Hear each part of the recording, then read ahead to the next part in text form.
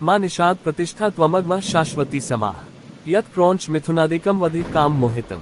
आदिकवि वाल्मीकि के मुख से अनायास निकला हुआ ये पहला श्लोक से उन्हें रामायण महाकाव्य लिखने की प्रेरणा मिली।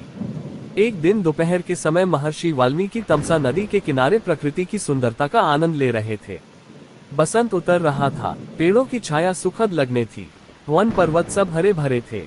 तमसा मंद गति से बह रही थी, नदी का जल निर्मल था, उसमें तैरती हुई मछलियां चमक रही थीं और नदी ताल भी साफ दिखाई दे रहा था।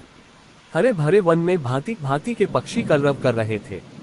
नदी के किनारे लंबी चोंच वाले चटकीले रंग के पक्षी एक पांत में ध्यान लगाए बैठे थे। उनमें से कभी कोई तेजी से उड़ता और तीर की तरह पानी में चोंच डुबोकर कुछ पकड़ कर ले जाता।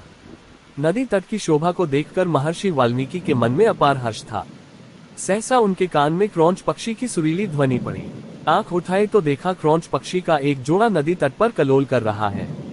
क्रौंच कभी चोंच से एक दूसरे के पीठ सहलाते, कभी थोड़ा सा उड़कर वे इधर उधर बैठ जाते और फिर पास आकर खेलने लगते।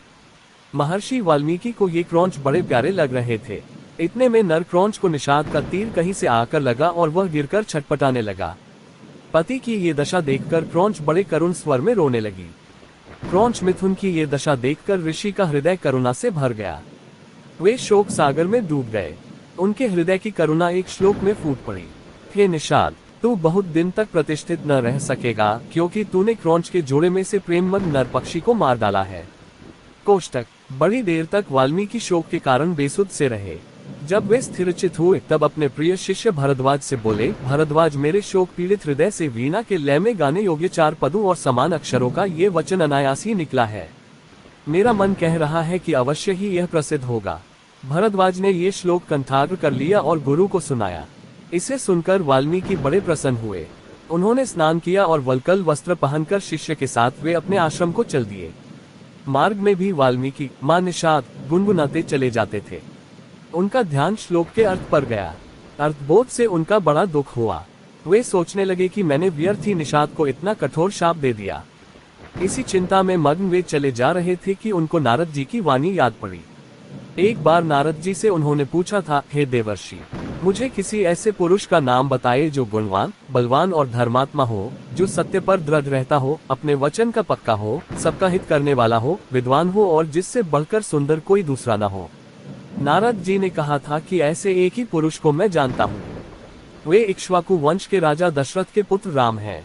वे सब तरह से गुणवान और रूपवान हैं और जब क्रोध करते हैं तब डर के मारे देवता और दानव भी कांप उठते हैं।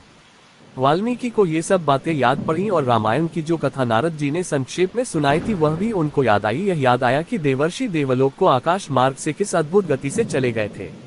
जब महाराज रामचंद्र की कथा वे दोहराने लगे तो सहसा मां निषाद श्लोक का एक दूसरा अर्थ उनके मन में आया है। माधव रामचंद्र, तू अनेक वर्ष तक राज करेगा, क्योंकि तूने मंदोदरी रावण जोड़े में से कामपीड़ित रावण को मार डाला है। यह अर्थ मन में आते ही उनकी चिंता मिट गई, परंतु मां निषाद श्लोक उनके मन से नहीं निकला। वे उसे प्रायः गुनगुनाते रहे।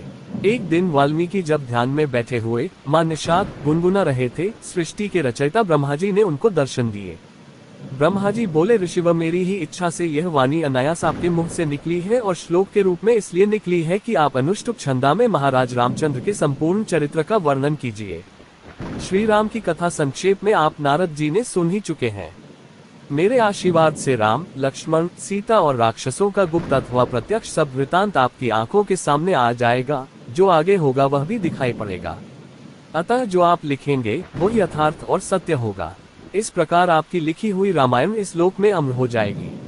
इतना कहकर ब्रह्मा जी अंतर्धान हो गए। वाल्मीकि श्लोकों में श्री राम के चरित्र का वर्णन करने लगे। सब श्लोक मधुर और सुंदर थे। उनका अर्थ समझने में भी कोई कठिनाई नहीं होती थी। उनके सामने राम, लक्ष्मण, सीता, दशरथ और दशरथ की रानियों का हंसना बोलना, चलना फिरना प्रत्यक्ष हो गया और वे बिना रुके रामायण की कथा लिखते रहे। 24,000 श्लोकों में उन्होंने पूरी रामायण लिख डाली।